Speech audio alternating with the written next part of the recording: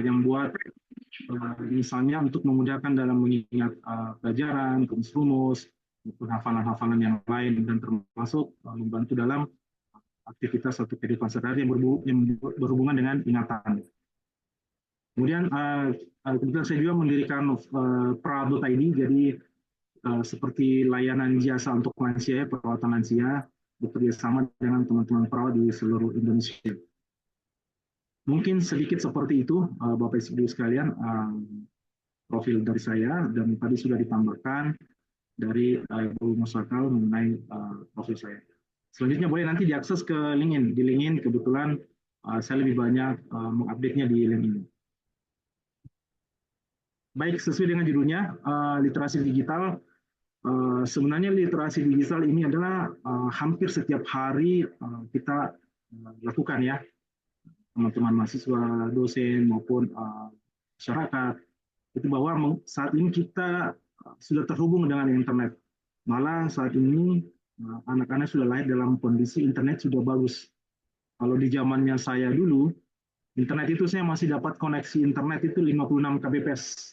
56 kbps itu kalau kita mau browsing, mau akses website, kita harus menunggu beberapa menit. Misalnya saya ketik misalnya detik.com, itu harus menunggu sampai beberapa menit baru muncul halaman pertama. Jadi dulu itu internet sangat mahal dan sangat berharga. Jadi kalau mau belajar, betul-betul kita harus nabung dulu, simpan uang dulu untuk bisa ke warnet, punya akses internet. Karena dulu, karena bekerja di provider internet, jadi saya tahu koneksi internet, orang tuh bayar berlangganan itu jutaan per bulan.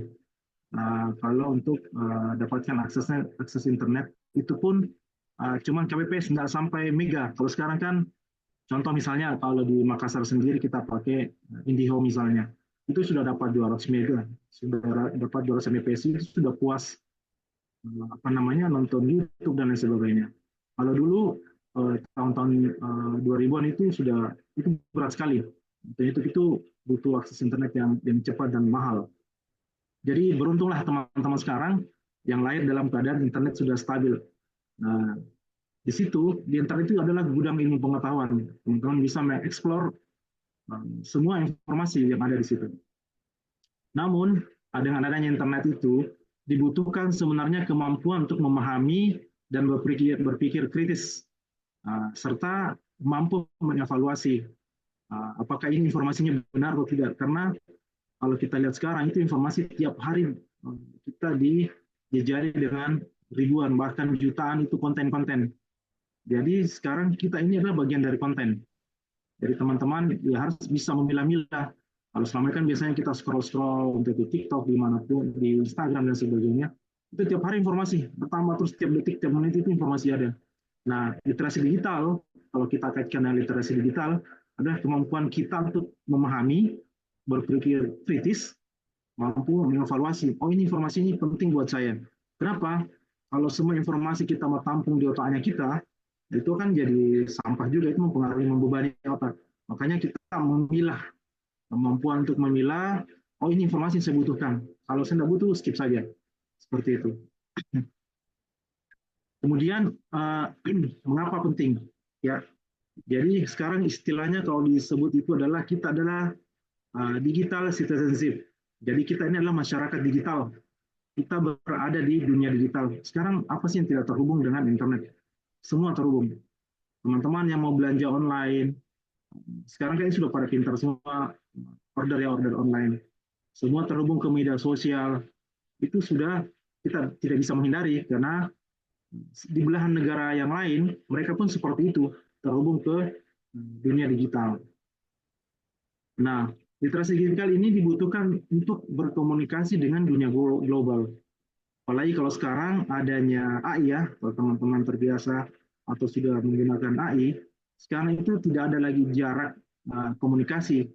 Misalnya kalau misalnya kesulitan dengan bahasa asing, sekarang sudah banyak AI yang bisa mentranslate, membantu kita untuk berkomunikasi dengan orang-orang di belahan negara lain. Kemudian dengan literasi digital kita mampu mencari pekerjaan dalam artian kita bisa tahu pekerjaan yang saya cari itu misalnya berhubungan dengan bidang saya, maka di mana saya harus mencarinya. Nah dengan kemampuan literasi digital itu kita bisa menggunakan teknologi yang ada. Contoh misalnya kayak tadi, itu LinkedIn.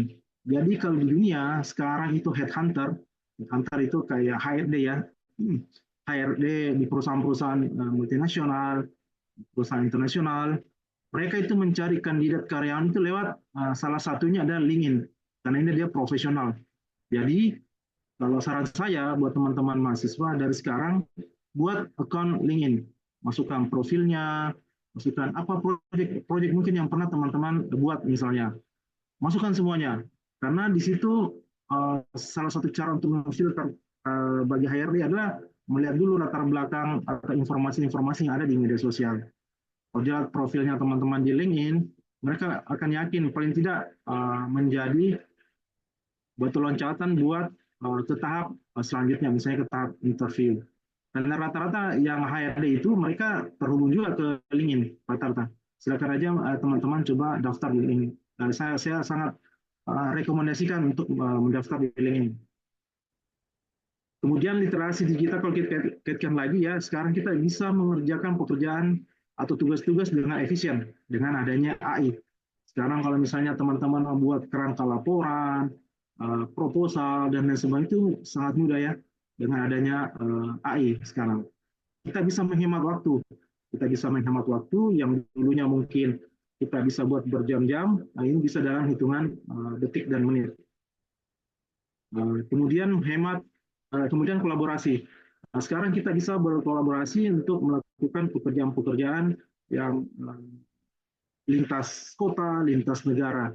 Misalnya contoh kita bisa menggunakan Trello dan beberapa Google Colab misalnya.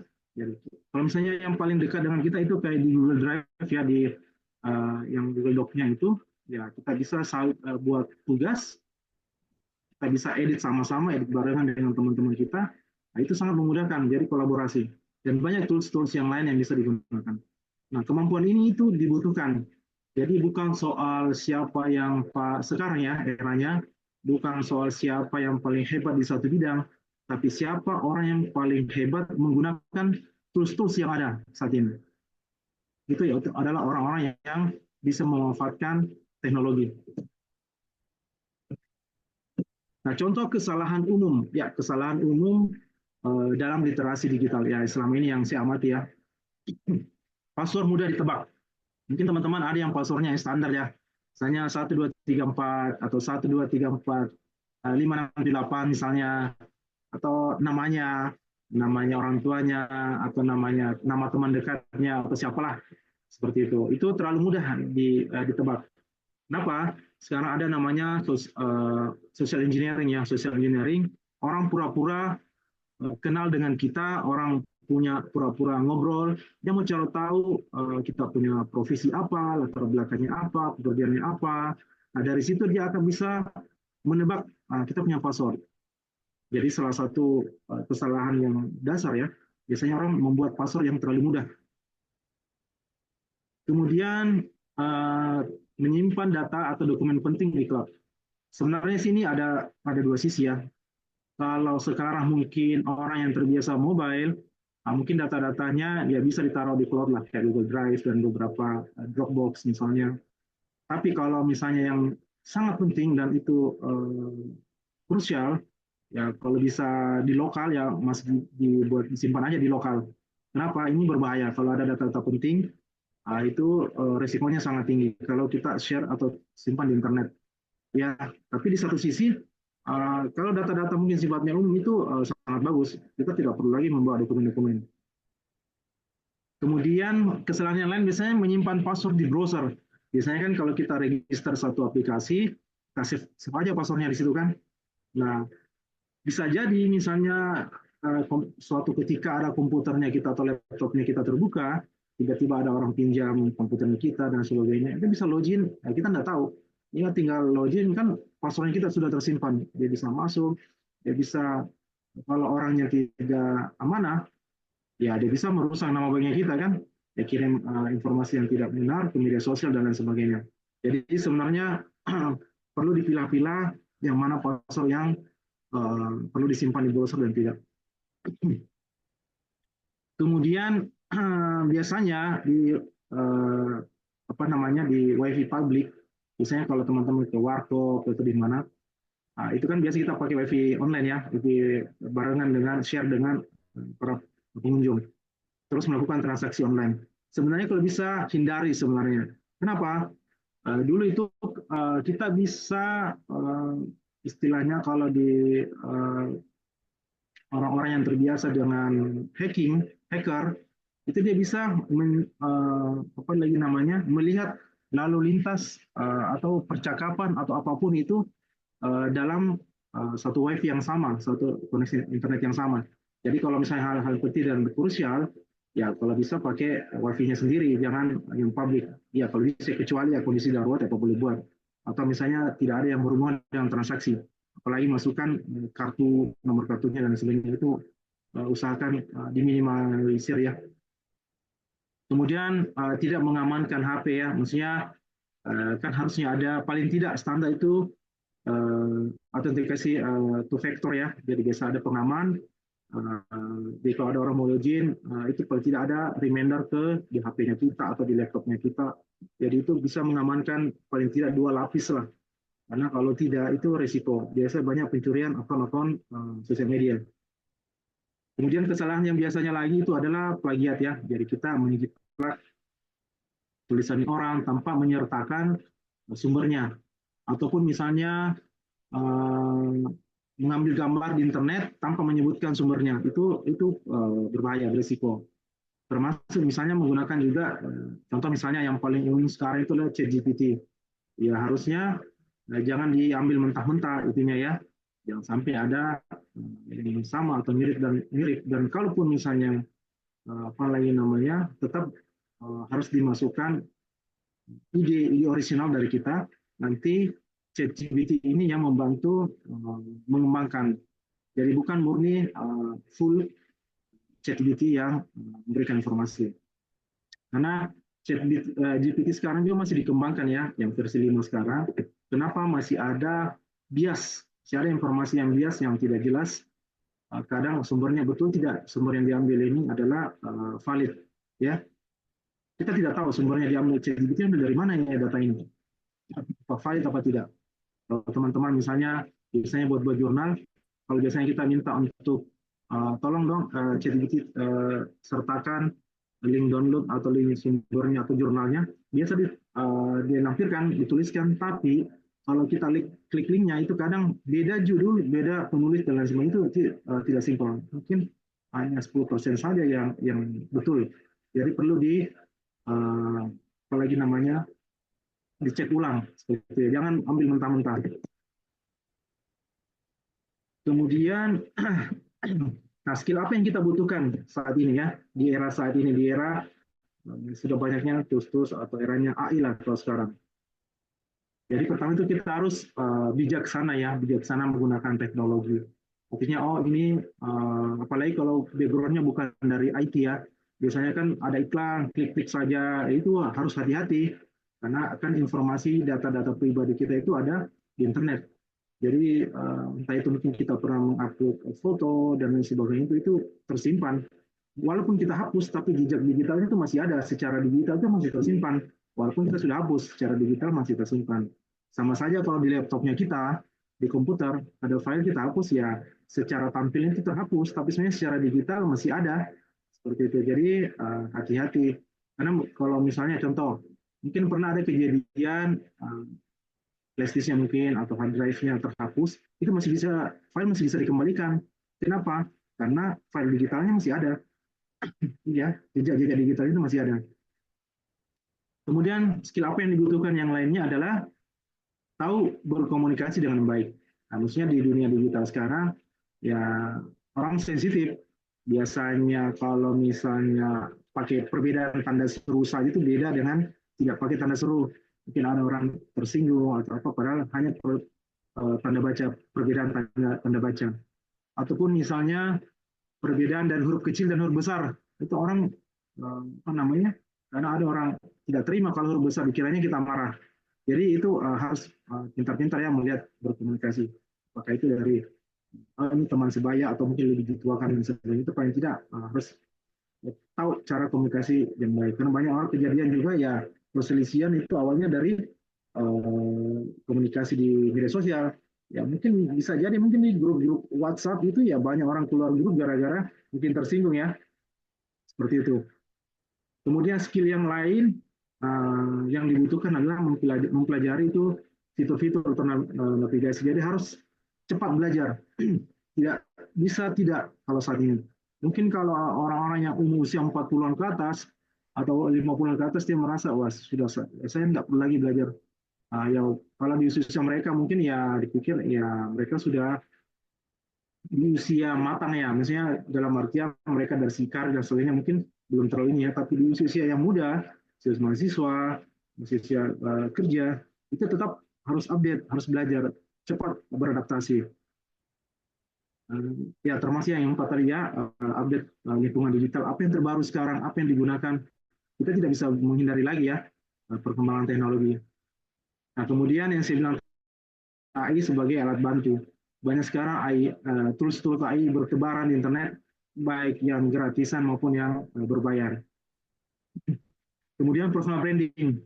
Nah, contoh personal branding ini bukan hanya sebenarnya personal branding, tapi corporate branding juga. Misalnya kalau personal branding itu, mungkin teman-teman ada yang jualan produk apa misalnya, skincare kah, atau jualan produk UMKM, itu bisa dipromosikan menggunakan media sosial. Ya, salah satunya juga dengan misalnya pakai TikTok, Instagram, atau jualan apa namanya e-commerce yang lain, atau corporate branding, artinya misalnya mempromosikan kampusnya misalnya, itu bisa. Jadi teman-teman yang generasi sekarang ini yang masih mahasiswa bisa ikut membantu mempromosikan kampusnya dengan menggunakan media sosial yang ada sekarang maupun tools-tools AI yang ada sekarang. Nah, contoh dasar ini. Kalau di email, mungkin teman-teman jarang ada yang menggunakan ini ya. Uh, Sisi ya, kalau dulu itu sisi kita pakai sisi itu namanya carbon copy ya. Jadi kayak kita bisa mengirim ke beberapa orang ya, disisikan ke kita. Misalnya ada kita email ke si A atau misalnya kita tuh saya email ke Pak Rizal, terus saya sisihkan ke siapa misalnya supaya informasi itu juga diterima tanpa apa lagi namanya tanpa merasa orang di spam. Kan ada orang kita biasanya mengirim email ditulis semua nama emailnya. Itu karena orang nggak suka karena dikira spam. Seperti itu. Nah, ini contoh ya, ada sisi kita bisa menggunakan di sisi. Contoh lagi misalnya mencari sesuatu informasi di internet ini orang lagi cari karena dia tidak tahu informasi dia cuma ketik lagu Nisa Sabian yang dia cuma tahu itunya. Nah, dulu seperti itu ya, tapi sekarang mungkin dengan AI ini sudah bisa dilakukan ya. Jadi sekarang mungkin AI sudah bisa lakukan ini. Kita cuma ketikkan liriknya, AI bisa carikan ya seperti itu. Tapi ya, sebenarnya kita harus itu tadi ya bijaksana mencari informasi apa yang ini yang kita cari. Biasanya sih untuk kalau beberapa tools itu kita kasih tanda petik. Oh ini informasi saya mau informasi yang saya cari itu adalah mengandung kata ini. Itu biasanya dikasih tanda petik seperti itu. Jadi semua yang mengandung di dalam tanda petik itu yang dimunculkan seperti itu. Nah, sekarang banyak istilahnya informasi palsu ya. Setelah ada munculnya AI ini, AI generatif, contoh misalnya deepfake ini ya bisa membuat video yang menirukan seolah-olah wajah orang yang kita kenal. Kan banyak kejadian ya, informasi, berita. Mari itu yang paling heboh itu di Malaysia. Jadi ada orang anak yang menelpon orang tuanya pakai video call, dia bilang dia kecelakaan, minta biaya, ditransferkan, dan itu ternyata orang palsu, dia cuma pakai fotonya si anaknya. Jadi foto ini digabungkan, dijadikan video, terus dibuatkan, di-generate pakai AI, seolah-olah dia yang berkomunikasi. Suaranya, videonya, bukan itu dipakai. Itu sekarang darurat, seperti itu sekarang. Banyak yang menggunakan untuk kejahatan. Seperti itu. Nah, untuk mencegah itu banyak sih sebenarnya tools-tools. Sekarang bisa pakai AI detector defect, maupun sekarang juga ada contoh HP handphone itu Kalau nggak salah itu ada kayak yang Huawei itu dia bisa ngecek, oh ini defect, ini videonya palsu, tapi nggak tahu tingkat keakuratannya berapa persen ya. Kemudian apa yang perlu kita lakukan? Ya kita bisa kalau istilahnya itu shift itu stop. Jadi kalau misalnya ada informasi kita dapat, berhenti dulu, jangan langsung tiba-tiba dapat informasinya langsung di forward, langsung di share, jangan. Kita harus investigate dulu, oh ini sumbernya dari mana, siapa yang sebar, ini informasinya berguna tidak buat saya, berguna tidak buat orang lain. Ini kira-kira informasi bisa memicu perselisihan tidak, ini bisa membuat orang heboh dengan informasi itu tidak, itu kita harus tahu konsekuensinya. Kemudian kita bisa tracing itu ya kita tahu sumbernya ini dari mana supaya pada saat kita menyebarkan atau ini kita tahu oh informasi ini saya ambil dari sini. Nah banyak kejadian seperti itu, share-share saya dia nggak tahu sumbernya dari mana. Giliran dia diinterogasi dia nggak tahu, oh saya cuma ambil dari internet Pak. Nah, itu berbahaya ya risiko. Nah ini contoh penggunaan apalagi namanya penggunaan AI ya. Saya coba menggenerate tadi pakai cinematic, pakai VO penyanyi Google.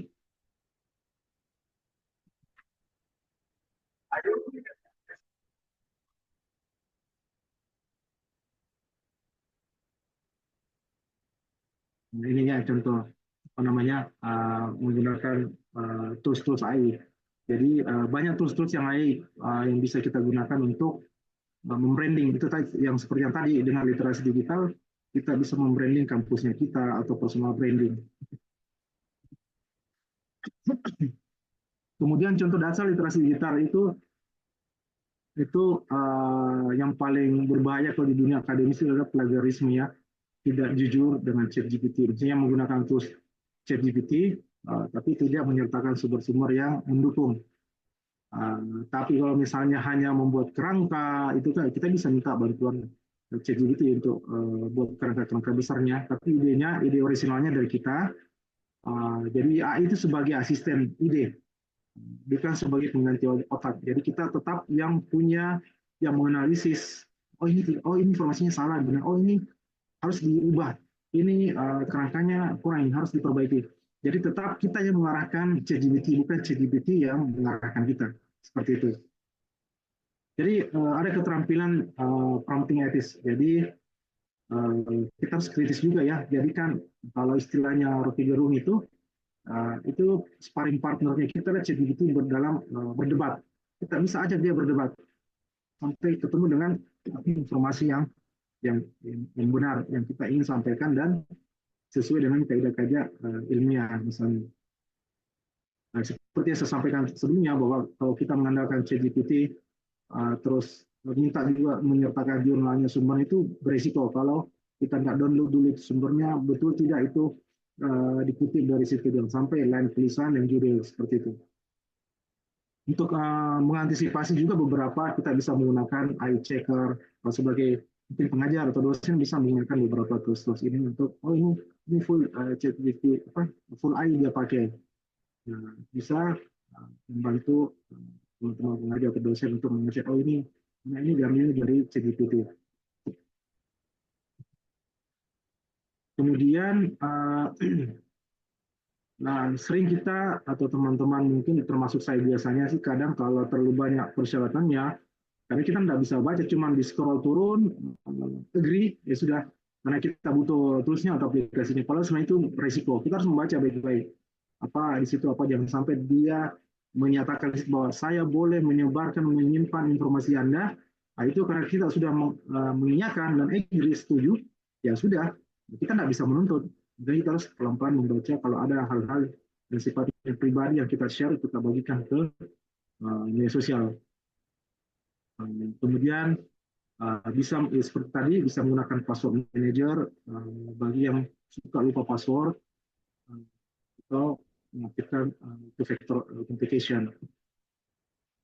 Kemudian nah sekarang karena dengan membanjirnya teknologi atau tools AI itu sekarang kita sudah over istilahnya kecanduan AI ya over reliance terbiasa memakai AI untuk semua hal mulai dari menjawab soal buat persentase cari jawaban yang cepat tapi sebenarnya itu dampaknya adalah kita akan kehilangan kemampuan berpikir kritis, mengurangi kreativitas dan analisis mandiri.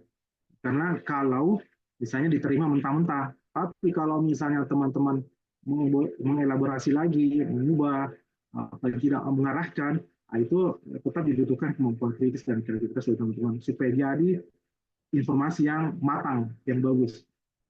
Jadi dibutuhkan tetap kemampuan kritis. Jangan tools AI ini yang mengendalikan kita. Oke, dan terakhir, literasi digital di era AI bukan hanya soal menggunakan teknologi, tapi juga berpikir kritis, etis, dan aman saat memanfaatkannya. Oke, saya rasa seperti itu. Terima kasih. Saya kembalikan ke moderator.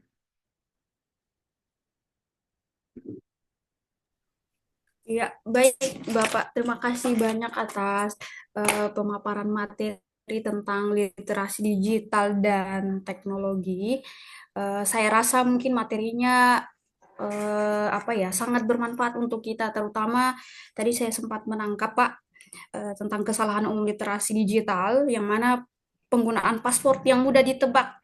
Kadang-kadang kita menggunakan tanggal lahir atau tanggal jadian tak begitu, yang umum-umum seperti itu, sehingga orang tidak terlalu sulit untuk menebaknya.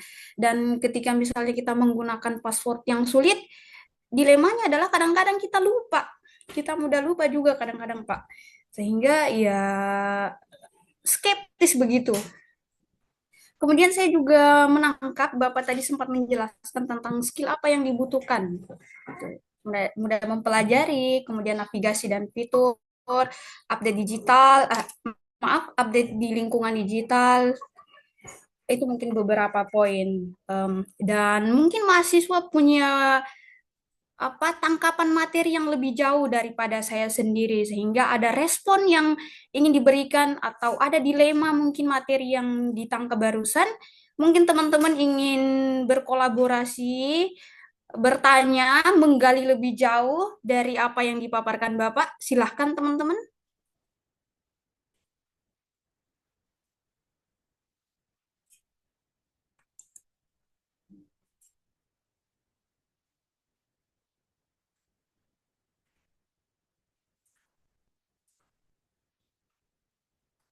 Silahkan.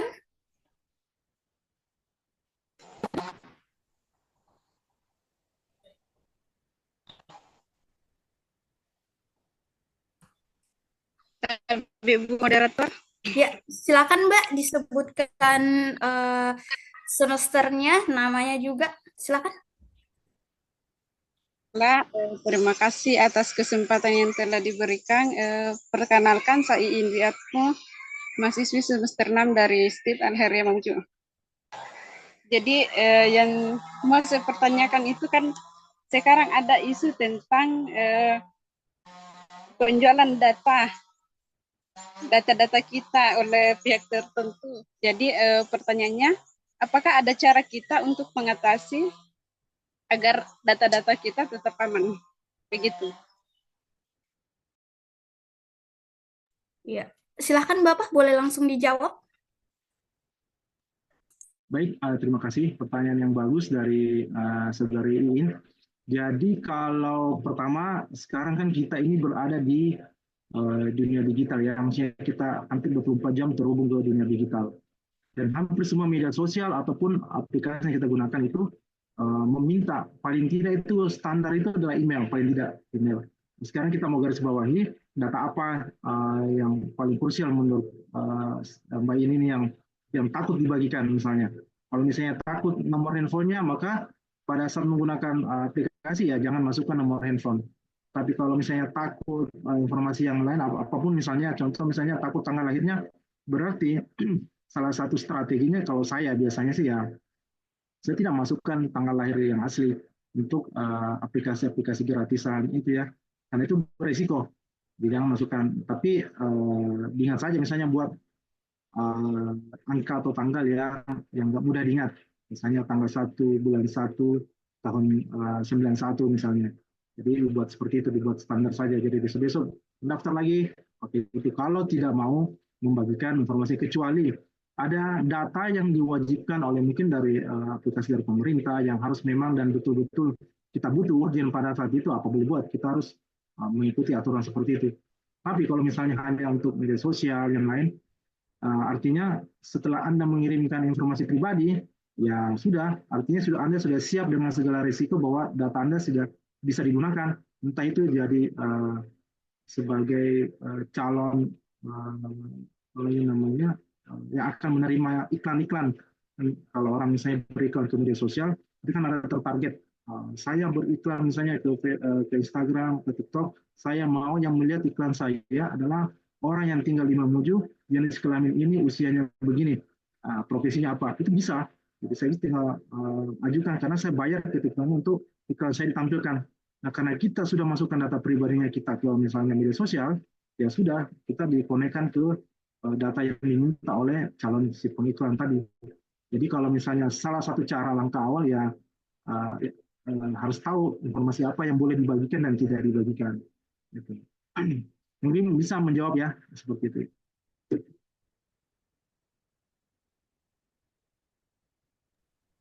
Ya, baik itu mungkin tadi untuk Mbak Iin ya. Selanjutnya mungkin masih ada yang resah dengan beberapa kecanggihan teknologi dan ada yang merugikan mungkin untuk pribadinya, bisa langsung ditanyakan ke Bapak. Silahkan teman-teman.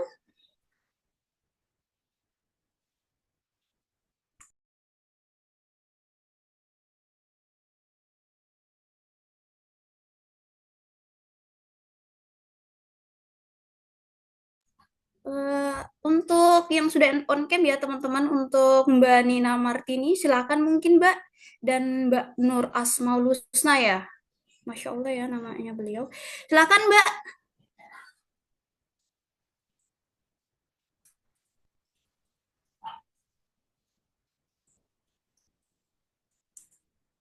Sambil menunggu penanya selanjutnya, mungkin saya beberapa kali Pak. Assalamualaikum. Ya, silakan Mas. Assalamualaikum warahmatullahi wabarakatuh. Waalaikumsalam warahmatullahi wabarakatuh. Perkenalkan, nama saya Muhammad Arif. Ingin mengajukan pertanyaan. Di era sekarang maraknya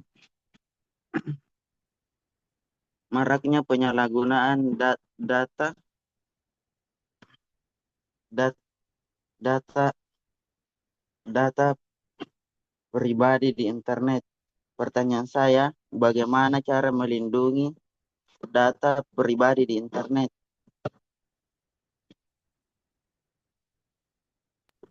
Iya, silakan Bapak, boleh langsung dijawab. Baik, terima kasih Saudara Arif. Mungkin ya hampir mirip ya dengan pertanyaan dari Saudari Iin. Sebenarnya kalau melindungi ya, kalau data sudah tersebar atau data sudah Anda berikan ke penyedia atau media sosial, ya sudah berat untuk dilindungi ya kalau sudah diserahkan datanya. Jadi langkah awal itu adalah mencegahnya itu ya jangan berikan informasi penting yang menurut Anda sangat krusial, ya jangan berikan. Kecuali misalnya ada kondisi darurat yang mengharuskan, misalnya karena misalnya memang dibutuhkan entah itu foto, nomor telepon, atau apapun lah informasi pribadi Anda. Kalau memang itu sifatnya sangat krusial dan penting. Tapi kalau tidak penting, ya jangan. Maksudnya ya pokoknya jangan. Intinya jangan dibagikan informasi. Kapan sudah terbagi, enggak, kita tidak bisa kontrol internet. Ya otomatis sudah tersebar, ya Anda akan menjadi dikonsumsi oleh itu tadi digital citizenship. Seluruh pengguna internet bisa menjadi mengkonsumsi informasi Anda. Jadi salah satu caranya mencegah aja. Kemudian tadi mungkin tambahan, bagaimana caranya mengenai password itu tadi buat autentikasi 2 faktor. Bisa jadi kalau ada mau login, usahakan di cross check dulu di HP-nya dan maupun di misalnya kalau misalnya loginnya di laptop, maka dia akan minta persetujuan dari handphone. Itu autentikasi. Misalnya kalau punya Instagram atau TikTok itu kan ada fitur autentikasinya. Jadi kalau ada orang lain login dari tempat lain, dia tanya, oh ini betul tidak Anda yang login? Nah, itu kalau tidak, orang bisa saja ambil alih kita punya akun media sosial. Seperti itu. Mungkin seperti itu ya, barangkali. Jadi intinya dicegah. jangan dibiarkan. Kalau sudah tersebar ya kita tidak bisa ngapa-ngapain karena sudah tersebar. Karena Anda sudah berikan dengan sukarela kan, sudah berikan informasi. Tapi yang harus dilakukan adalah pintar-pintar atau bijaksana dalam memberikan informasi pribadi atau yang sensitif mengenai diri Anda. Itu yang penting. Mudah-mudahan bisa menjawab saudara Arif. Iya. Itu mungkin deh ya jawaban dari Bapak, penjelasan lebih lanjut dari Bapak yang bisa kita tangkap bersama teman-teman, intinya adalah menjaga kerahasiaan data, penggunaan datanya, dan mungkin Pak yang ingin saya secara personal mungkin ingin menggali dan mungkin bisa didengar juga untuk mahasiswa terkait penggunaan AI mungkin Pak. Apalagi kita mahasiswa, dosen mungkin ingin menulis karya ilmiah, artikel terutama penelitian. Kadang-kadang mahasiswa berpendapat bahwa saya ingin tulis tugas saya secara gercep, gerak cepat begitu Bapak. Sehingga untuk berpikir lebih lanjut, saya tidak mau berpikir terlalu kuat begitu. AI sudah menyediakan fitur-fitur. Ya, saya cuma klik saja, masukkan kata kunci, semua masalahnya terselesaikan. Tapi dilemanya adalah saya tidak tahu loh problem masalah saya ketika menjelaskan karya tulis saya sendiri. Sehingga sebagai sebuah perkembangan zaman saya harus menggunakan AI, tetapi satu dilemanya adalah ketika AI juga mencoba menguasai saya sendiri, misalkan dengan tidak berpikir lebih kritis dan mengevaluasi lebih jauh begitu karya-karya saya. Gimana tanggapannya Pak lebih jauh terkait problem demikian? Oke, baik. Terima kasih pertanyaan Bung Safar yang sangat bagus. Kalau saya, contoh misalnya kita contohkan ya di ChatGPT, membuat prompt sendiri itu kita harus berpikir ya sebenarnya kenapa kalau kita salah memberikan prompt atau perintah kepada ChatGPT, masih kan informasi yang keluar juga salah. Jadi dibutuhkan juga ada namanya kemampuan untuk membuat prompt. Kemampuan membuat prompt ini atau kemampuan bertanya lah istilahnya, kemampuan bertanya atau meminta ke ChatGPT itu dibutuhkan juga kemampuan berpikir. Jadi tidak ada yang tidak bisa, tetap harus menggunakan kemampuan berpikir kita.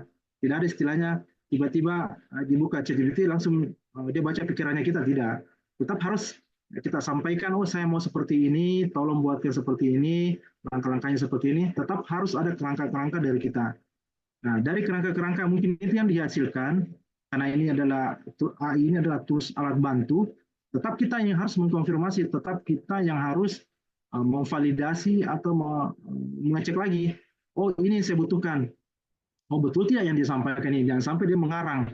Ya istilahnya bias. Betul tidak ini dia? Dari mana sumbernya? Apalagi kalau berhubungan dengan artikel-artikel ilmiah. Kecuali misalnya ada diskusi kelompok misalnya. Misalnya diskusi kelompok ya kita butuh bahan. Kita bisa jadikan tadi itu AI itu sebagai teman berdebat. Ya, misalnya ada satu tema, maksudnya saya mau buat diskusi judulnya ini. Ya, bagaimana pendapat ChatGPT? Nah, misalnya dia keluarkan pendapat begini, Anda bisa membantah, wah menurut saya bukan itu. Nah, itu cara supaya kita tetap kritis. Wah, menurut saya bukan itu. Nah, saya rasa kamu salah, ini yang harusnya begini. Nanti dia akan mengeluarkan lagi argumennya, kita bisa berdebat lagi, oh tidak seperti ini. Nah, itu. Tapi kalau terima mentah-mentah, ya sudah, artinya ya kita tidak menggunakan kemampuan otaknya kita terima mentah-mentah, ya informasi yang kita terima, ya itu juga. Tapi kalau kita mau melatih tetap dengan adanya tools teknologi tetap bisa kritis, yaitu ajak berdebat itu tools AI. Temani ngobrol, jangan terima begitu saja. Terus kalau mau yakin ya minta sumbernya dari mana. Setelah dia kirimkan sumbernya, linknya, coba di-download. Setelah download betul tidak ini sumbernya, karena biasa beda judul, beda penulis, padahal dia penulisnya si A, padahal bukan si A yang tulis. Seperti itu. Jadi tetap ini. Kemudian kalau misalnya ada rezeki ya belilah tools yang berbayar. Kenapa? Paling tidak itu bisa ada kredibel, bisa mereka mempertaruhkan nama baik toolsnya mereka karena berbayar kan. Jadi kita bisa dapatkan informasi yang betul-betul valid seperti itu. Walaupun misalnya ada beberapa tools yang gratisan yang bisa membantu juga. Mudah-mudahan bisa membantu Bu. Iya, itu mungkin apa ya, penjelasan lebih lanjut dari Bapak, dan menurut saya cukup apa ya, menutupi keresahan saya begitu. Apalagi mungkin teman-teman juga ya. Intinya adalah ya manusia saja kita debati, apalagi AI ya Pak. Perlu kita debati lebih lanjut dan kritisi. Dan mungkin untuk mahasiswa Mas Syihab mungkin punya tanggapan lebih jauh terkait AI atau terkait literasi digital pada pagi menjelang siang hari ini. Silahkan. Atau teman-teman lain, silahkan.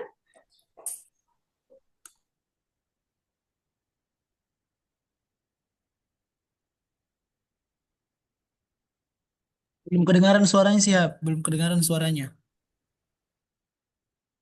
Tawe moderator, izin. Sudah kedengaran? Ya, kedengaran, Mas, kedengaran. Mas. Iya. Terima kasih banyak atas penjelasannya tadi, Bapak. Tadi sebenarnya saya mau bertanya ini Pak, cara bagaimana menyaring informasi akademik yang di internet itu agar tidak terjebak pada sumber yang tidak valid. Akhirnya saya bisa mengambil kesimpulan dari apa yang dijelaskan tadi bahwa kita harus berdebat sama AI gitu, supaya kita menghasilkan informasi yang lebih valid lagi. Tapi saya lagi apa ya, kayak condong lagi ini pertanyaanku begini Pak. Kan kita ini kan mengasah keterampilan menggunakan atau menciptakan informasi digital, baik itu dari smartphone, handphone, komputer, atau internet, atau aplikasi lainnya. Nah, pertanyaannya di sini Pak, bagi saya mahasiswa ini, apa saja tantangan literasi teknologi yang saya akan hadapi sebagai mahasiswa, dan bagaimana caranya itu mengatasinya? Begitu Pak. Terima kasih. Oke, baik, terima kasih. Saya langsung, Bu ya, saya langsung jawab. Ya, silakan. Baik, terima kasih pertanyaannya Saudara Syihab. Jadi sebenarnya sih kalau saya harus menjawab, pertama harus tahu dulu identifikasi apa masalahnya. Apa masalahnya? Harus tahu masalahnya. Kalau tidak tahu masalahnya ya susah juga. Ya, jadi harus tahu masalahnya. Kalau tahu masalahnya kita bisa carikan solusi. Jadi itu dulu yang penting itu. Apa masalah paling tidak yang terdekat di dalam dirinya Syihab sendiri apa misalnya? Apa kendalanya? Misalnya kendalanya, aduh, saya sulit apa misalnya? Apa kira-kira yang contohnya satu misalnya siap apa kendala ininya?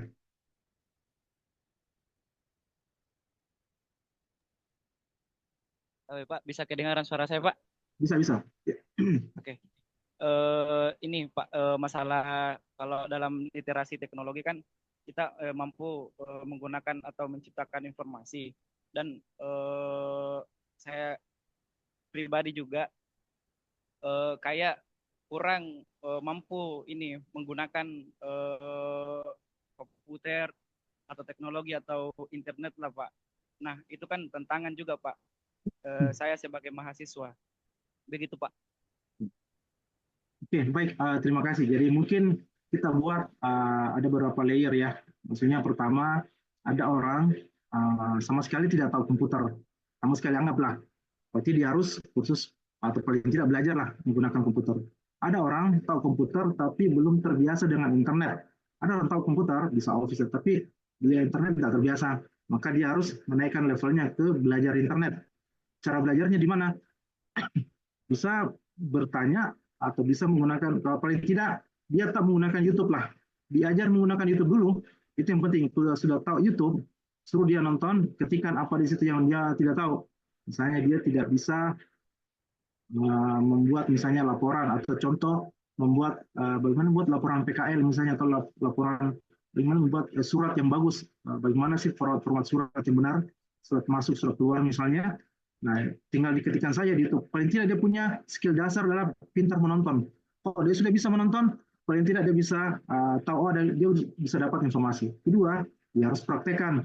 Jadi karena awalnya mungkin dia bisa komputer, tapi tidak terbiasa dengan internet. Nah, setelah dia nonton, otomatis kan dia bisa praktekkan. Intinya tetap itu harus praktek. Karena kalau tidak dipraktekkan juga kita tidak punya skill, tidak akan bertambah kalau tidak dipraktekkan. Nah, terus internet itu luas. Kalau menurut saya internet luas. Kita mau masuk di mananya? Internet itu luas. Apakah kita mau gunakan internet ini hanya untuk sekedar sosial media? Berarti sekedar sosial media berarti ya tinggal tanya teman, kamu pakai sosial media apa? Misalnya TikTok, Instagram, ajari saya TikTok atau Instagram. Nah itu.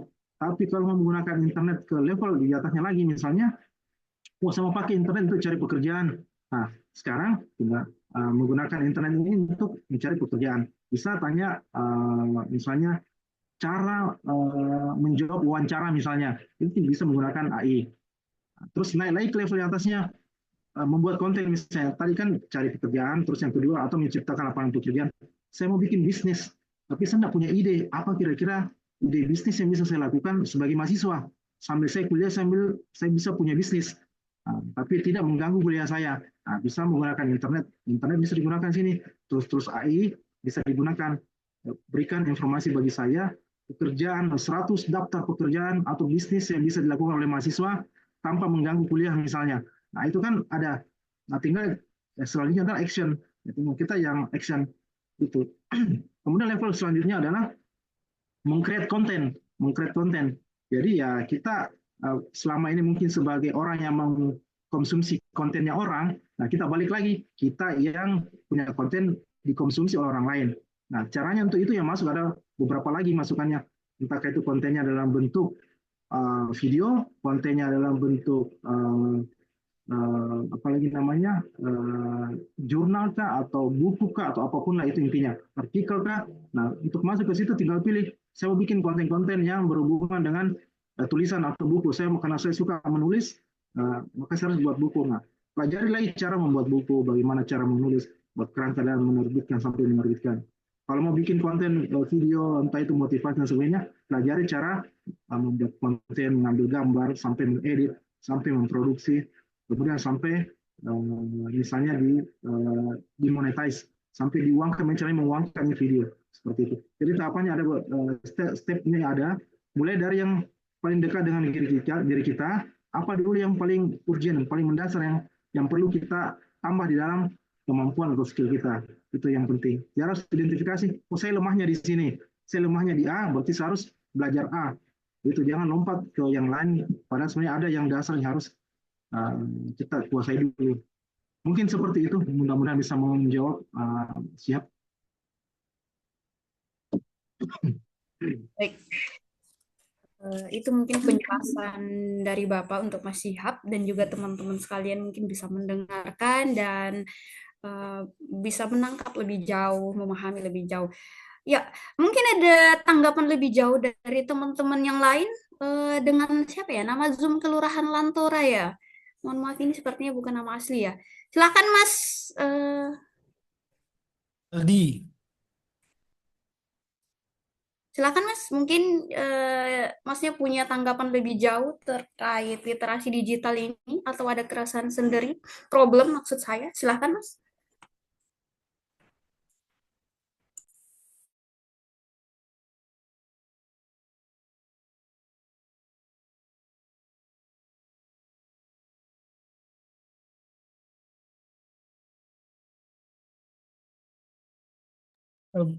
sedikit boleh. Saya tertarik juga ini menyimak pembahasan dari Ya, tadi. ya, boleh Bapak. Silakan. Makasih Bu Musakal, Pak Faisal, terima kasih banyak atas paparannya, trainingnya. Pagi sampai menjelang siang hari ini, tentu ini sangat menginspirasi saya secara pribadi dan tentu mahasiswa melihat responnya tadi sangat positif, yang membuat saya juga semakin semangat untuk memberikan sedikit tanggapan, eh, meminta pencerahan dari lebih lanjut dari Pak Faisal. Nah, gini kan Pak, mahasiswa kita ini backgroundnya dari ilmu pendidikan, khususnya manajemen pendidikan Islam. Tentu arahnya nanti sudah ditebak mau kemana ini. Arahnya setelah menyelesaikan studi, arahnya berkarir itu ya tidak lepas dari dunia pendidikan. Itu kalau kita melihat secara sederhana, melihat secara administratif sepertinya sudah ditebak ini bagaimana profesinya nanti. Nah, namun yang ingin kami minta dari Pak Faisal, apakah eh, meskipun adik-adik anak-anak mahasiswa kita ini sudah bisa dibilang sudah ketahuan mau kemana nanti arah karirnya, apakah ada cara untuk membuka peluang sehingga adik-adik mahasiswa kita ini bisa eh, bisa mendapatkan apa namanya ruang baru meskipun backgroundnya manajemen pendidikan Islam, namun juga bisa berkarir di aspek-aspek lain di bidang-bidang yang lain. Nah, mungkin khususnya karena ini kaitannya dengan digital, mungkin bisa diberikan sedikit delivery kepada adik-adik gambaran kira-kira apa yang perlu dipersiapkan dari sejak dini sehingga nanti meskipun taruhlah kita menjadi menjadi pengabdi di dunia pendidikan, tapi kita juga bisa mengekspresikan keterampilan abad 21 ini melalui khususnya di aspek digital untuk bisa menambah apa menambah eh, networking, menambah eh, aspek-aspek lain gitu. Meskipun nanti ada yang jadi ustadz, ada jadi guru di pesantren desa, di kampung-kampung, di kecamatan, tapi karena dengan adanya literasi digital yang kita dapatkan hari ini itu memberikan eh, memberikan semangat baru, peluang sehingga nanti ke depannya adik-adik kita ini bisa juga menambah eh, hal lain di karirnya sehingga secara tentu secara ekonomi, secara dan lain-lain itu bisa berefek ke sana. Terima kasih Pak Faisal. Baik, terima kasih Pak Dr. Rizal. Ini luar biasa pertanyaannya. Uh, Memang sekarang tidak bisa dipungkiri bahwa dengan adanya AI ini banyak orang merasa akan tersingkirkan karena banyak orang akan tergantikan. Yang akan tergantikan dengan AI adalah hal-hal yang berhubungan berulang, dalam artian maksudnya seperti ini. Pekerjaan yang sering berulang, yang berulang-berulang, itu bisa digantikan dengan teknologi. Tapi pekerjaan-pekerjaan yang berhubungan dengan kreativitas, imajinasi dan lain sebagainya itu belum bisa digantikan dengan teknologi. Kenapa? Karena imajinasi dan kreativitas itu masih manusia masih unggul di bidang kreativitas. Itu yang pertama. Jadi jangan berkecil hati buat teman-teman bahwa merasa, wah saya akan suatu saat saya akan tergantikan. Tidak, itu masih sangat jauh. Kecuali hal-hal yang berhubungan dengan perulangan. Maksudnya, contoh misalnya kalau di China itu ada namanya dark factory. Dark factory itu ada satu ruangan, apalagi namanya kayak pabrik. Di pabriknya itu robot yang bekerja untuk merakit mobil. Nah, di situ mereka menggunakan mesin atau lengan robot itu untuk merakit mobil. Kenapa? Pertama itu mereka tidak butuh kasih makan. Itu tidak butuh karyawan, tidak butuh orang dikasih makan. Mereka bisa lembur 24 jam. Kalau manusia kan tidak mungkin lembur. Tidak ada istilah capek, haus, istirahat. Tidak perlu dikasih makan, dikasih tidak perlu. Dipakai. Makanya hal-hal yang rutinitas yang berulang-berulang itu bisa digantikan dengan teknologi. Nah, sekarang adalah bagaimana caranya teman-teman yang punya latar belakang atau background dari pendidikan Islam misalnya, apa yang harus dipersiapkan untuk menghadapi perkembangan teknologi yang tiap hari cepat sekali ini. Jadi kalau saya, itu pertama adalah orang yang hebat adalah orang yang bisa menggunakan tools-tools AI ini, tools-tools teknologi ini untuk memudahkan pekerjaannya. Bukan bahwa AI yang menggantikan dia, tapi dia yang gunakan AI itu untuk memudahkan pekerjaan. Contoh misalnya, teman-teman pengajar atau pendidikan ya bisa membuat misalnya alat pembelajaran menggunakan tools-tools AI, animasi-animasi menggunakan tools-tools AI, ataupun misalnya mencari informasi-informasi yang mendukung pembelajarannya biar lebih efektif dan lebih update misalnya. Mungkin kalau anak-anak tahun 2000-an dengan anak-anak yang lahir sekarang, itu cara pendekatan mengajarnya mungkin berbeda. Mungkin kalau yang sekarang itu butuh ada istilahnya kalau mungkin pendekatan auditori, kinestetik, visual, mereka mungkin lebih senang belajarnya secara visual karena mereka lahir dalam keadaan internet sudah matang. Jadi mereka sudah terbiasa lahir, internet sudah ada, sudah hadir. Makanya mereka terbiasa scroll, terbiasa lihat internet, terbiasa belajar online. Makanya sebagai pendidik kita harus menyesuaikan, berarti kita harus menyediakan tools pelajaran secara online itu itu itu bisa dipelajari ya. Maksudnya banyak sekali tools-tools yang bisa teman-teman pelajari. Kedua, selain menjadi mungkin karena ilmunya atau basicnya pendidik ya, mungkin kita ada keinginan ya naluri ya, misalnya keinginan untuk mendapatkan income atau penghasilan yang lain lah di luar mengajarnya seperti itu. Bisa banyak kok sekarang profesi-profesi atau lintas profesi dengan adanya tools ini bisa menghasilkan income sampai jutaan per bulan, bulan juta itu dengan menggunakan tools AI. Contoh misalnya, uh, kalau misalnya senang dengan animasi atau misalnya ada orang dia suka sekali membuat sketsa misalnya, suka menggambar, maka dia bisa menggunakan tools ini untuk menciptakan komik misalnya, membantu orang yang membuat buku misalnya, dibuatkan sketsa-sketsa itu bukunya. Terus kedua, atau misalnya bikin film, sekarang itu gampang sekali bikin film, itu pakai VO, pakai tools-tools yang berbayar itu bisa. Sekarang orang bikin kalau VO kan 8 detik, ya tinggal ditambah-tambah saja beberapa frame-frame itu bisa jadi satu cerita, bisa jadi film. Tinggal ada kemampuan membuat atau merangkai cerita. Mungkin kalau di daerah mungkin banyak talenta-talenta yang bagus di daerah. Oh, saya mau buat cerita, kalau saya dikasih kesempatan, saya mau bikin film mengangkat daerahku itu ceritanya begini, begini, begini. Nah, mungkin teman-teman yang membuat alurnya, membuat naskahnya, tinggal bantu AI digunakan untuk apa lagi namanya, digenerate untuk membuatkan filmnya. Itu sangat bisa sekali. Ada mungkin senang dengan seni, bisa. Atau misalnya, kayaknya saya mau jualan online deh. Tapi sambil saya mengajar, mungkin sisanya saya bisa jualan online. Jualan online apa? Bisa jualan produk digital, bisa.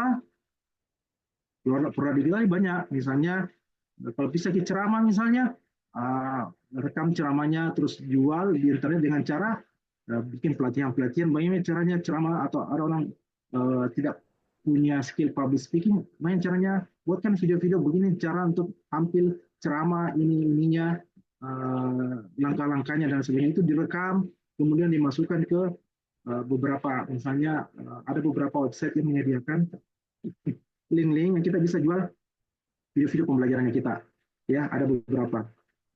Dan orang bisa langsung bayar secara digital, banyak pilihan pembayarannya. Dan itu bisa sekali. Artinya sekarang pertama itu adalah teman-teman explore dulu apa skill dasar yang teman-teman punya, terus apa keinginan di masa depan teman-teman cita-citakan seperti itu. Nah, kebetulan saya lagi menulis ini buku judulnya Monetize What You Know, menguangkan atau menjadikan uang pengetahuan yang kita miliki. Jadi apapun skill atau pengetahuan yang kita miliki itu bisa kita jadi uang. Sementara saya lagi buat, mudah-mudahan nanti ke depan bisa bagikanlah ya, teman-teman di STT akhirnya bisa jadi panduan apa buat teman-teman mahasiswa. Oh, saya bisa memetakan, oh skill saya ini sekarang, saya ada di sini, posisiku sekarang, skillku ada di sini. Apa yang saya harus lakukan? Potensiku di mana? Saya ahlinya, cocoknya di mana ini? Bisnis apa yang cocok dengan kemampuan saya ini? Nah, itu di buku yang sebentar saya buat. Tapi sebenarnya bisa, teman-teman bisa tetap menggali di internet bagaimana cara memutakan kemampuan dasar yang kita miliki. Gitu. Mungkin mudah-mudahan bisa membantu Pak Rizal. Terima kasih Pak Faisal sudah sangat menginspirasi.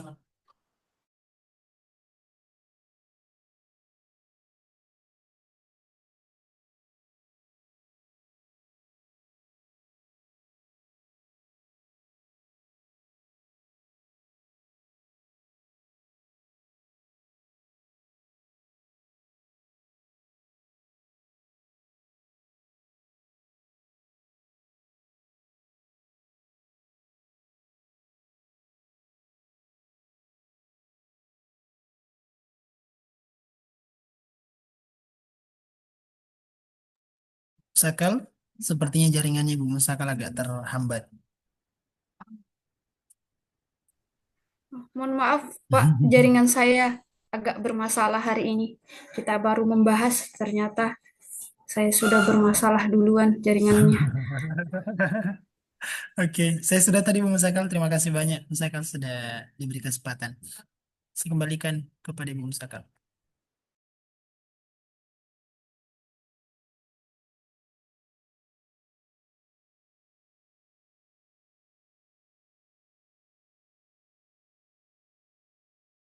Atau yang lain masih ada yang sembari ini saya membantu Ibu Musakal menunggu stabil jaringannya. Ada yang mau memberi respon?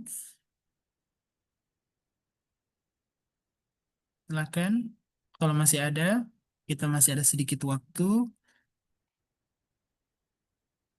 Oke, masih ada tanggapan? Kalau tidak ada lagi, mari kita sama-sama menyimak closing statement dari narasumber kita, Pak Faisal, terkait apa yang menjadi pembahasan kita eh, pagi menjelang siang hari ini. Dengan hormat, Pak, kami persilahkan kembali untuk berikan kami nasihat closing statement eh, kepada kami semua. Terima kasih. Baik, terima kasih Pak Dr. Rizal. Jadi kalau dari saya, pertama jangan takut dengan AI, jangan takut dengan teknologi. Tapi takutlah kalau tidak bisa menggunakan teknologi atau AI. Ya itu ya, dengan AI-nya, tapi takutlah kalau tidak bisa menggunakan teknologi itu. Kenapa? Karena hampir semua orang menggunakan teknologi itu. Jadi teman-teman dibutuhkan kemampuan untuk belajar saat ini, menyesuaikan diri, beradaptasi. Belajarlah, cari informasi, cari sumber ilmunya, entah itu di internet, atau misalnya ikut apa namanya webinar atau Zoom atau apapun lah itu pelatihan-pelatihan untuk membekali diri. Ataupun misalnya kampus bisa memfasilitasi buat pelatihan untuk mahasiswanya, pembekalan untuk misalnya contoh contoh ada namanya kalau di kampus itu ada namanya pembekalan ijazah pendamping ijazah. Jadi pendamping ijazah adalah ada satu skill tertentu kalau mahasiswa kita ini selesai dia punya ijazah skill teknis tertentu. Misalnya kalau teman-teman ini mungkin sarjana pendidikan agama, selain punya ijazah sarjana pendidikan agama, dia punya skill satu misalnya ada satu dia punya certified atau sertifikasi keahlian digital misalnya. Nah ini bisa membantu mereka dalam saat selesai kuliah ada istilahnya bisa menjadi sumber-sumber penghasilan. Dia terserah dari kampusnya skill apa yang kira-kira dipilih untuk menjadi pendamping ijazahnya. Seperti jadi teman-teman selesai, jadi itu bisa jadi branding kampusnya juga seperti itu. Jadi itu sekali lagi beradaptasilah dengan teknologi yang ada, jangan hindari dan gunakanlah AI ini untuk lagi namanya membantu profesi Anda, membantu pekerjaan Anda, dan jangan takut dengan AI, tapi takutlah dengan orang-orang yang menggunakan AI di sekitar Anda. Ya, jadi Anda harus beradaptasi menggunakan AI tersebut. Saya rasa mungkin seperti itu, Pak. Terima kasih Pak Faisal Jabir sudah memberikan kami closing statement. Ibu Musakal ada sudah bergabung kembali? Iya, mohon maaf Bapak, Oke. jaringan saya tadi ada Oke. agak Nah, bermasalah. kita sudah sama-sama mendengarkan closing statement. Sepenuhnya kami kembalikan ke Ibu Musakal kembali. Ya, eh, baik teman-teman, mohon maaf atas hilang-hilangnya jaringan. Oke, saya tadi sempat yang saya tangkap sebelum terputus tadi itu tentang karya Bapak yang akan segera terbit. Kami menunggu karyanya Bapak mungkin nanti bisa dibagikan kepada kami ketika itu sudah siap sehingga saya sendiri sebagai dosen dan juga teman-teman sebagai mahasiswa itu bisa membaca langsung karya primernya sehingga bisa nambah lagi wawasan kita ini semua tentang literasi digital. Nah, mungkin ada teman-teman lagi yang ingin menanggapi lebih jauh dan ingin menggali lebih jauh sebelum kita akhiri perjumpaan kita di siang hari ini, teman-teman. Pak moderator, saya bisa izin sebentar bertanya. Iya, silakan Mas.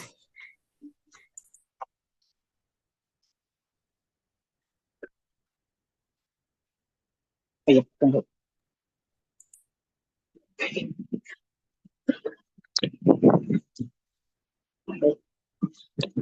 Yang kepada aku Kak, ada. Tiga. Ya, silakan Mas Muhammad Saiful.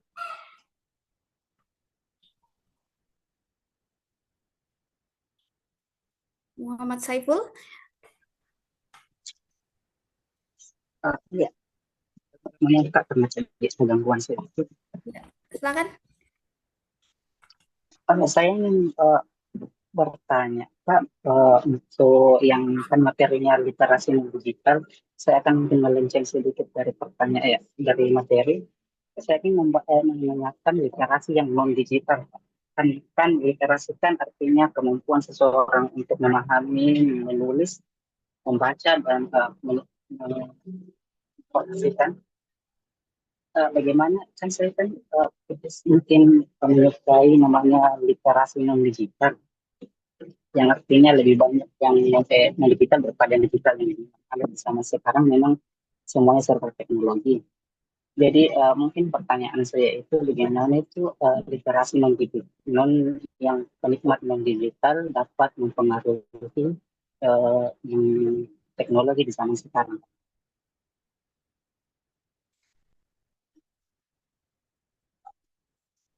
Dapat disampaikan Oh, iya. pertanyaannya? Oke, baik. Saya lanjut aja, Bu ya. Oke, mengenai literasi non digital ya, walaupun sebenarnya keluar dari temanya, tapi tidak apa-apa. Jadi sebenarnya memang sekarang itu kan kalau kita lihat sekarang trennya adalah literasi kan berhubungan dengan kemampuan membaca lah sebenarnya sangat erat, sangat dekat. Nah, kemampuan membacanya orang-orang Indonesia ini membaca buku ini tuh sangat rendah, mungkin di urutan keberapa gitu. Nah, kalau kita tanya berapa buku kita baca bulan ini, mungkin nggak tahu berapa buku yang kita baca bulan ini. Bagus kalau ada satu mungkin misalnya kita tamatkan satu buku. Nah, itu tetap dibutuhkan. Kenapa? Karena dengan membaca, otomatis kita bisa mengumpulkan informasi. Dengan kita kumpulkan informasi, kita bisa mendeliver informasi tersebut ke orang-orang yang mungkin tidak tahu informasinya. Tapi sekali lagi kita tidak boleh terlalu bukan fanatik ya. Tetap kita harus menyesuaikan dengan kondisi saat ini. Kenapa saya contohkan misalnya dulu orang kalau zaman dia misalnya yang tahun-tahunnya yang sudah berumur, nah itu zamannya dulu telepon rumah ya, wartel itu tergeser semua, terus warnet itu tergeser semua karena internet sangat cepat. Nah sekarang ada AI, kita tidak bisa menutup mata, tapi tetap kemampuan membaca itu tetap yang kalau misalnya non digital ya, baca buku itu tetap penting, sangat penting. Karena disitulah kemampuan analisa, kemampuan kritisnya, daya imajinasi semua kita itu dilatih. Artinya tetap bisa kita gunakan, tapi tools AI ini adalah sangat penting sekarang. Saya bilang tadi sebelumnya bahwa kita jangan takut dengan AI, tapi kita harus takut dengan orang yang menggunakan AI. Mungkin orang kita startnya di angka 1, orang startnya di angka 7 karena dia menggunakan tools AI. Ya, tools teknologi tidak bisa kita hindari, mau tidak mau kita akan berhadapan ketemu dengan lingkungan seperti itu. Jadi jangan takut dengan AI-nya, tapi takut dengan orang yang menggunakan AI-nya. Ya, seperti itu. Saya rasa mungkin bisa menjawab. Ya. Ya, itu mungkin penjelasan dari Bapak. Pada intinya juga membaca. Teman-teman membaca. Sepertinya berapa hari ini poin yang saya tangkap juga membaca. Tapi kita tidak bisa juga terus menutup mata pada perkembangan zaman. Kita juga tetap terus akan berkembang dan mau tidak mau kita juga menjadi apa tadi ya? Sebagian dari konten ya, kurang lebih tadi bagian dari konten, kurang lebih yang saya tangkap seperti itu dari Bapak tadi. Oke, mungkin teman-teman ada yang masih lagi kebingungan atau mungkin ada yang ingin apa ya menuangkan problem-problem yang didapat selama kuliahnya di manajemen pendidikan, kemudian penggunaan AI yang mungkin bikin shock pada akhirnya hari ini ketika mendengar penjelasan ternyata ada yang tidak sesuai dengan ekspektasi ekspektasi saya, dengan imajinasi saya, begitu teman-teman. Ada tanggapan lebih jauh, teman-teman? Silakan Mbak Harliana Liana ya, yang sudah on cam, silakan Mbak.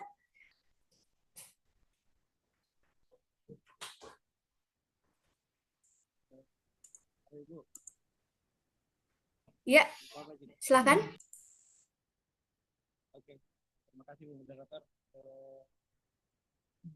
Dari penjelasan dari tadi, Pak, ini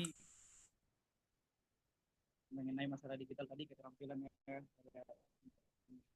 teknologi membuat video cukup menarik karena di era sekarang kan orang bikin video itu dapat menghasilkan apa ya, kayak uang yang banyak. Makan kayak Twitter itu yang buat video singkat-singkat itu kan menghasilkan banyak cuan. Dan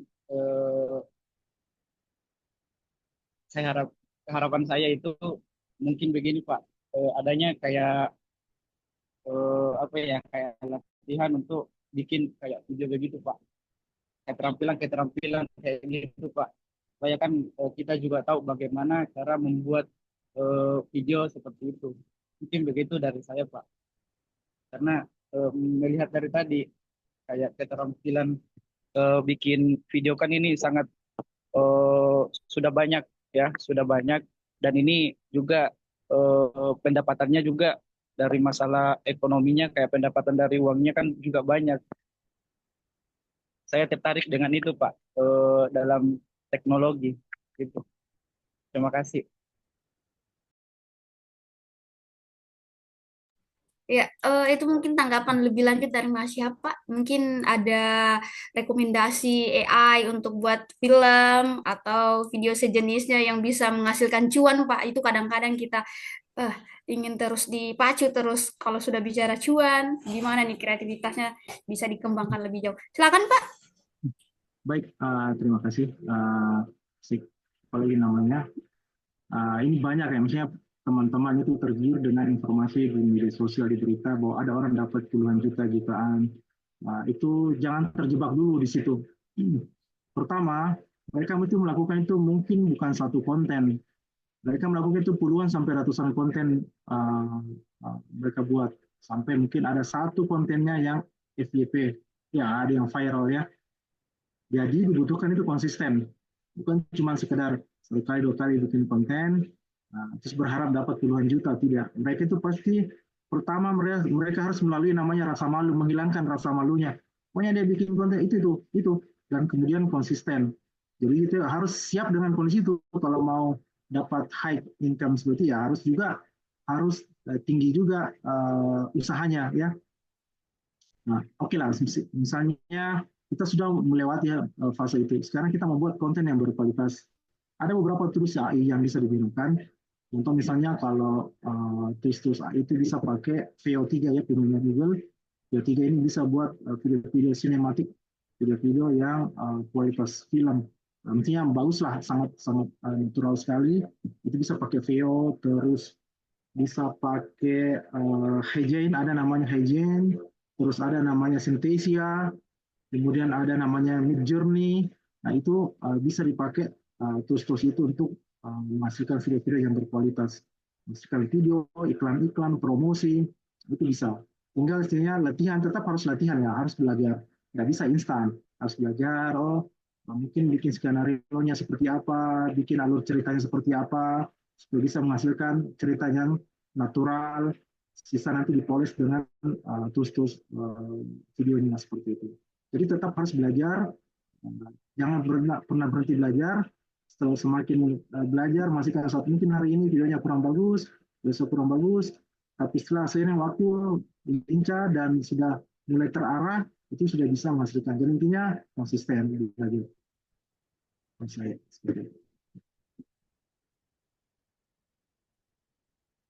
Saya kembalikan ke moderator.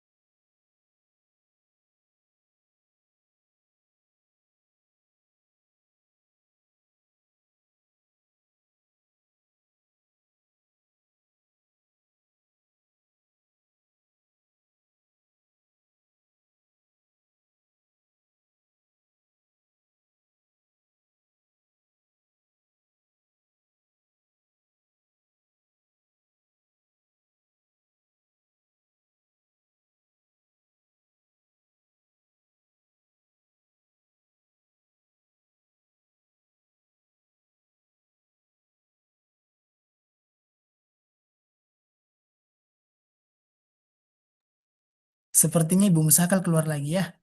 Oke, baiklah semua. Alhamdulillah kita sudah sampai di penghujung. Pak Faisal Jabir tentu banyak kesibukan lain yang harus beliau sesuaikan waktunya untuk bisa terakomodir semua kegiatan-kegiatan tersebut. Dan alhamdulillah kami sangat bersyukur di tengah padatnya kesibukan beliau masih menyempatkan waktu untuk bisa membersamai kita dalam rangka agenda kita short course ini.